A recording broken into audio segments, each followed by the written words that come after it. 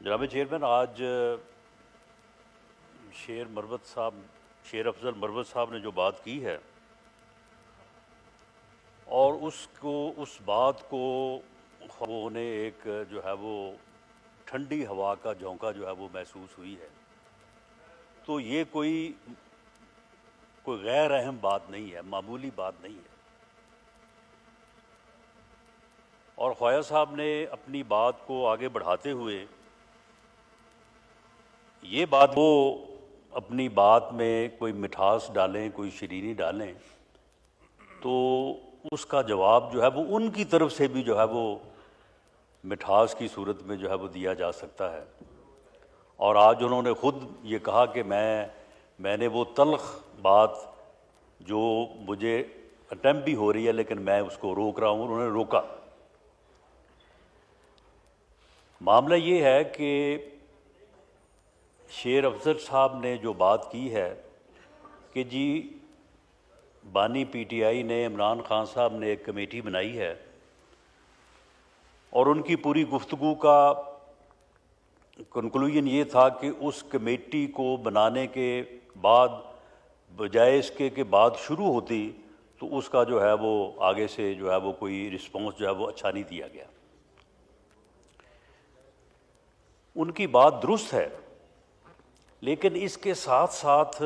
वो मामलात जो ख्वाजा साहब के बकौल मामले को ख़राब करते हैं, आज से कोई तकरीबन मेरा ख्याल है कोई 5-6 हफ्ते कबल प्राइम हाउस जो है वो जारी था, वो सीधे अपोजिशन की जो है वो सीट्स पे गए, सबसे जाके उन्होंने हाथ मिलाया, सलाम दुआ की और उसके बाद अपनी सीट पे आके उन्होंने कहा कि हम तैयार हैं आपके साथ बात करने को, मुज़ाकरात करने को। आप बैठें और हर उस इशू के ऊपर बात करें जिसके ऊपर आप करना चाहते हैं। हम हर इशू के ऊपर आपसे बात करने को तैयार हैं। उसके बाद अपोजिशन लीडर उमर अयूब साहब ने उठ के उस पेशकश का, उस बात का जो जवाब दिया, जिन अल्फाज में दिया, जिस लहजे में दिया, मेरा ख्याल है शेर अफजल साहब को, मरवत साहब को वो सब मालूम होगा। इसी तरह से 25 नवंबर की रात 7, 8, 9 बजे जब ये बात कही जा रही थी कि जी आप डी चौक की तरफ जाने की बजाय संगजानी पे जो है वो जाके अपना धरना दे दें, वहाँ पे आप जलसा करें, स्पीचेस करें, जो भी आपका प्रोग्राम है, और इस मकसद की इजाज़त के लिए जो है वो अडयाला जेल में एक्सेस भी दी गई, तो वो बात जो थी वो मुज़ाकरात के लिए ही थी, बात करने के लिए ही थी कि जी आप डी चौक जाने की बजाय आप वहाँ पे जो है वो क़याम करें और उसके बाद आप जो है वो बात करें। लेकिन वो बात जो है वो उसको नहीं तस्लीम किया गया। उसके बाद ये दुरुस्त है कि खा किसी ने वर्दी पहनी थी या वो वर्दी के बगैर था, अगर 24 नवंबर से लेके 26 नवंबर तक इस हंगामे की नज़र वो हुआ और उसकी जान गई है, तो बिल्कुल दोनों तरफ जो है वो इन्ना लिल्लाहि व इन्ना इलैहि राजिऊन और अफसोस ये होना चाहिए था,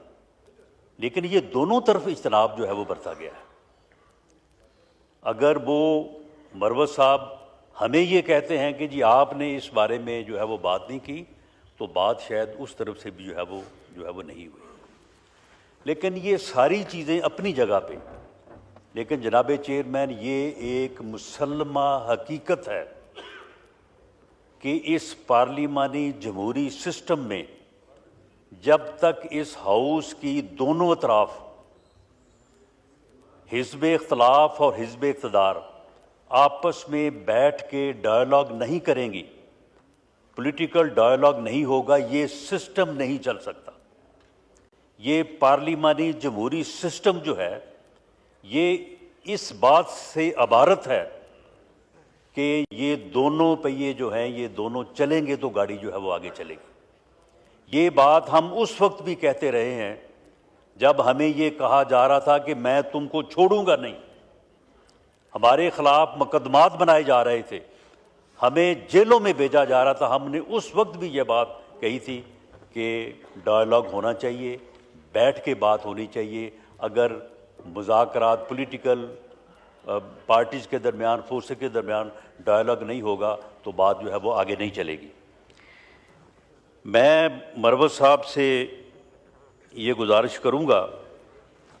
कि ठीक है, ये बातें जो हैं ये हम जितनी भी करते चले जाएं,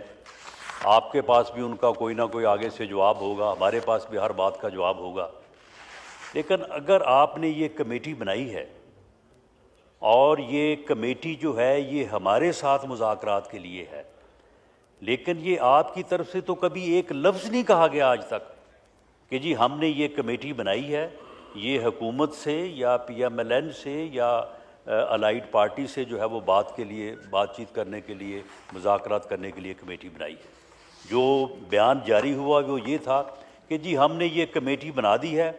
जिसका दिल चाहता है वो आगे बात कर ले, जिसका दिल चाहता है वो आगे बात कर ले। मैं मरवत साहब से ये गुजारिश करूँगा कि देखें, स्पीकर का ऑफिस जो है वो एक गैर जानबदार ऑफिस है, वो उतना ही हमारा है जितना आपका है। और मौजूदा स्पीकर जो है सरदार अयाज सादिक साहब, उन्होंने हमेशा जो है वो अपनी गैर जानबदारी को जो है वो बरकरार रखा है।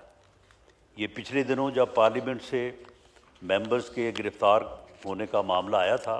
आप यकीन कीजिए कि उन्होंने बिल्कुल हर चीज़ को एक तरफ रख के उन्होंने बहुत ही जो है वो स्ट्रॉन्ग स्टैंड लिया और उसके ऊपर जो है वो कायम रहे। ये इसका विटनेस है हम। जी बिल्कुल दुरुस्त है। तो मैं ये मरवत साहब से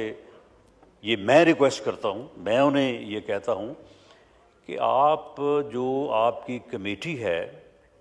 क्योंकि होता यही है कि एक बात इस तरफ से होती है, कोई और दूसरा मेंबर जो है वो अपनी सोच के मुताबिक एक और अलग से बात कर देता है, उस बात का जो निकल आते हैं। अब मरवत साहब ने बात की, खान साहब के मुतल्लक मेरी तो राय ये है कि वो हमेशा उन्होंने जो है वो बड़ी बैलेंस्ड बात की है, हमेशा उन्होंने को रिजॉल्व करने की जो है वो बात की है। लेकिन अब वो बात करेंगे, हो सकता है उनकी बात जो है वो किसी और तरफ जो है वो इशारा देती हो, तो इस तरह से फिर जो है ना ये बात बिगड़ जाती है। मैं उन्हें ये जो है वो रिक्वेस्ट करता हूँ कि आपकी जो कमेटी है, वो कमेटी जो है वो कम से कम हुकूमत को एक ऑफिशियल सीरियस मैसेज देने के लिए, जिसकी बात ख्वाजा आसिफ साहब ने भी की है, तो आप उनसे ये मैसेज तो दे सकते हैं कि जनाब ये कमेटी है, सिर्फ यानी टॉक शोज़ की हद तक और प्रेस स्टेटमेंट्स की हद तक ना रहें। आप उनसे जाके ये कहें कि जी ये कमेटी है और हम इसमें सीरियस हैं और हम बात करना चाहते हैं, पॉलिटिकल डायलॉग करना चाहते हैं। असल बात पॉलिटिकल डायलॉग की है। तो मुझे ये यकीन है और हम इस बात की कोशिश भी करेंगे, ख्वाजा साहब को भी साथ लेंगे और हम स्पीकर साहब से ये कहेंगे कि वो ये मामला जो है वो प्राइम मिनिस्टर से डिस्कस करें, गवर्नमेंट से डिस्कस करें, अलाइज पार्टी से डिस्कस करें, उनके मेंबर्स को बुला लें, जब हमें भी बुला लें, और वहाँ पे बैठ के जो है इस मामले को सीरियसली एक जो है वो पॉलिटिकल डायलॉग के तरीके के ऊपर जो है उसको आगे बढ़ाया जाए। और मुझे उम्मीद है कि अगर ये बात जो है वो इस तरह से आगे बढ़ेगी तो इंशाअल्लाह ताला इसका कोई ना कोई जो है वो नतीजा जो है वो ज़रूर निकलेगा। और जो भी हमारे सियासी मसाइल हैं, सियासी इस्तेहकाम का मसला है, बाकी मामलात हैं, उनके लिए कोई और ऑप्शन नहीं है मासिवाय इसके कि पॉलिटिकल लोग जो हैं वो बैठ के पॉलिटिकल डायलॉग करें। बहुत शुक्रिया।